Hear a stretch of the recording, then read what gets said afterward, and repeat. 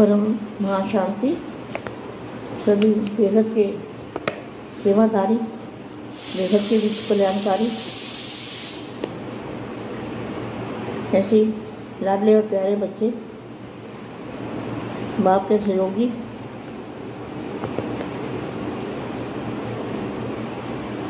तन मन धन सब अर्पण करने वाले ऐसी विशेष आत्माएं, इनको याद प्यार और नमस्ते। विश्व सेवाधारी माँ का याद प्यार और नमस्ते।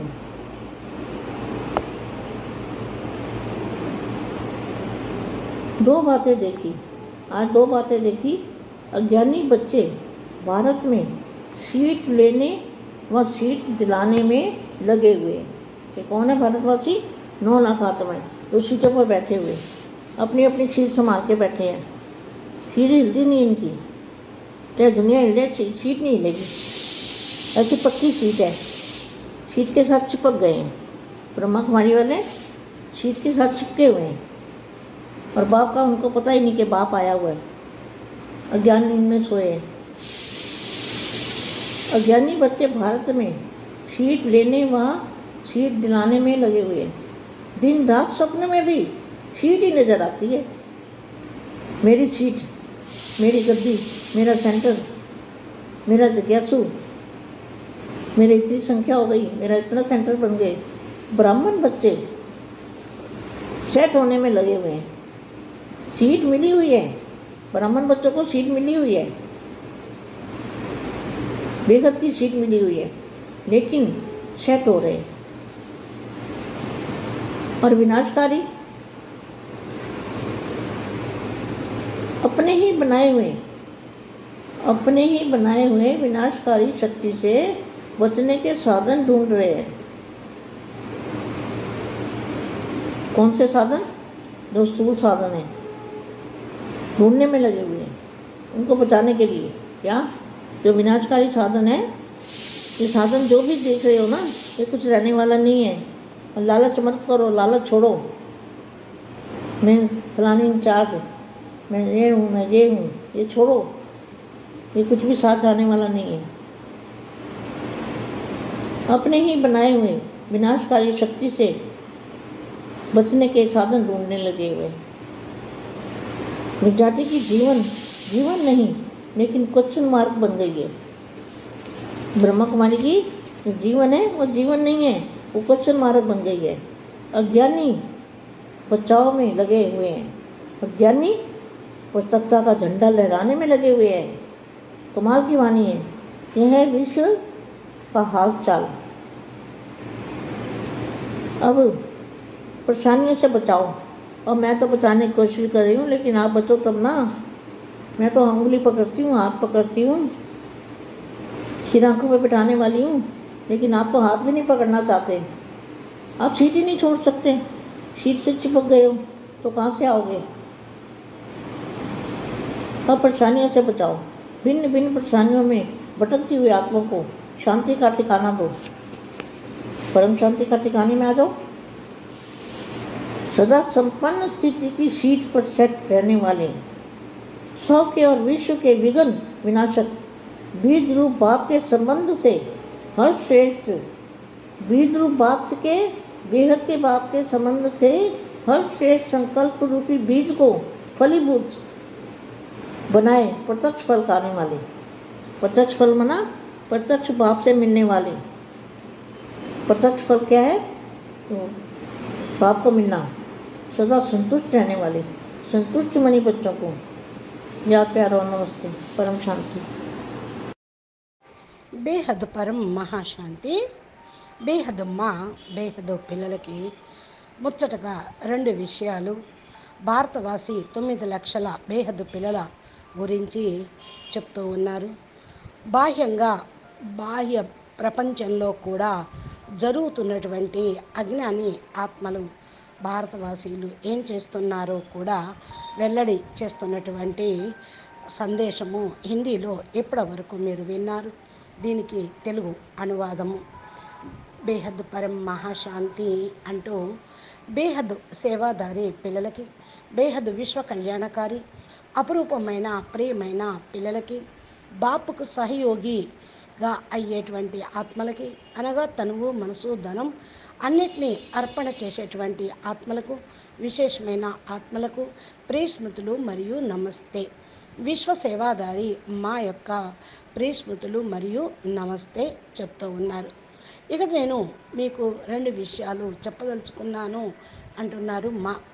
అజ్ఞాని పిల్లలు భారతదేశంలో సీటు అనగా రాజకీయ పార్టీ సీట్లు పొందటం కోసం ఎట్లా మరి తహతహలాడుతూ ఉన్నారో, అలాగే 9 లక్షల మంది బేహద్దు పిల్లలు అనగా ఇక్కడ ఆధ్యాత్మికంగా జ్ఞాన మార్గంలో బేహద్దు పిల్లలు కూడా తమ సీట్లో కూర్చొని తమ సీటును సంభాళించుకోవడంలో అది ఎక్కడ కదిలిపోతుందో అనే ధ్యాసలోనే ఉన్నారు.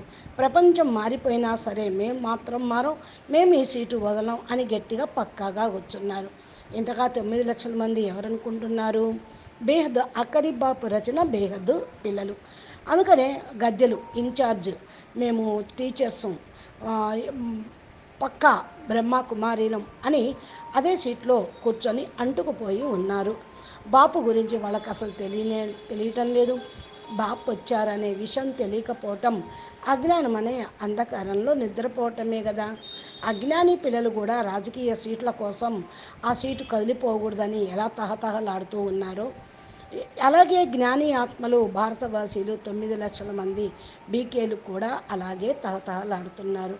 చూడండి, మరి దానికి దీనికి మరి రాత్రికి పాల్గొన్నంత తేడా ఉంది కదా. వీళ్ళకి జ్ఞానం తెలుసు, బాపు వచ్చారు భూమి మీదకి, భగవంతుడు వచ్చాడు ఈ రూపంలో ఉన్నాడని.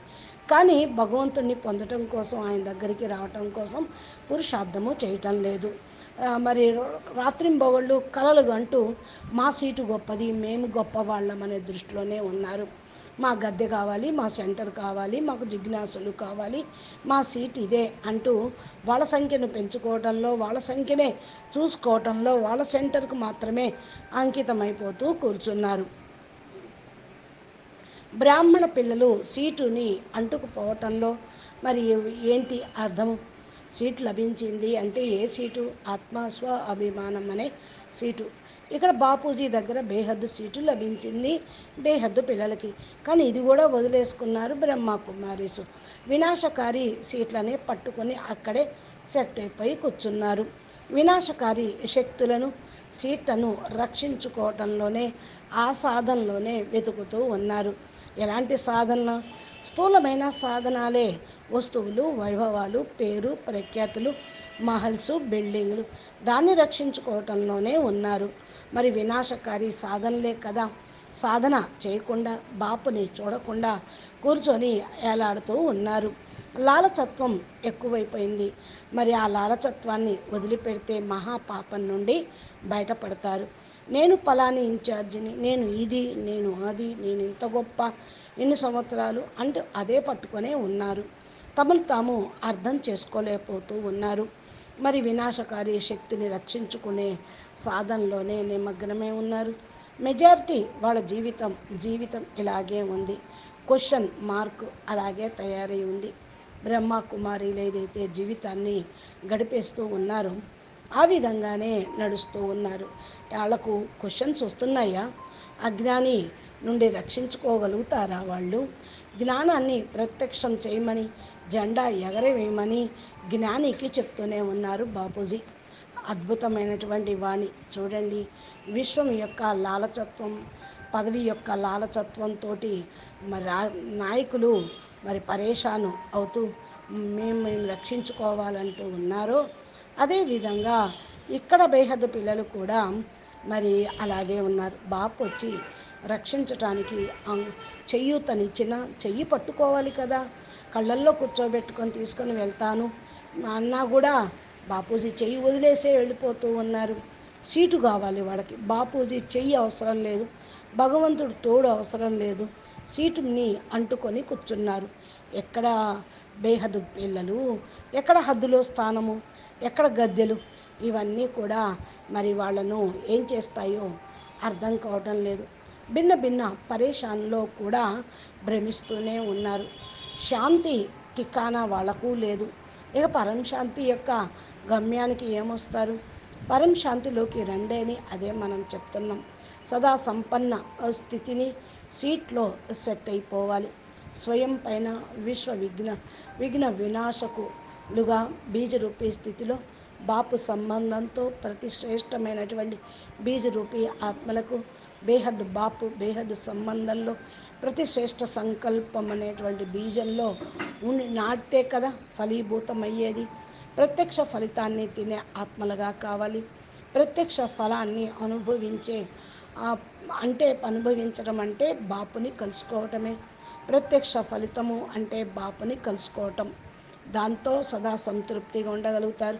సంతుష్టమని పిల్లలకు సదా పరిస్మృతులు మరియు నమస్తే. బేహద్కే బేహద్ పరం పరం పరం.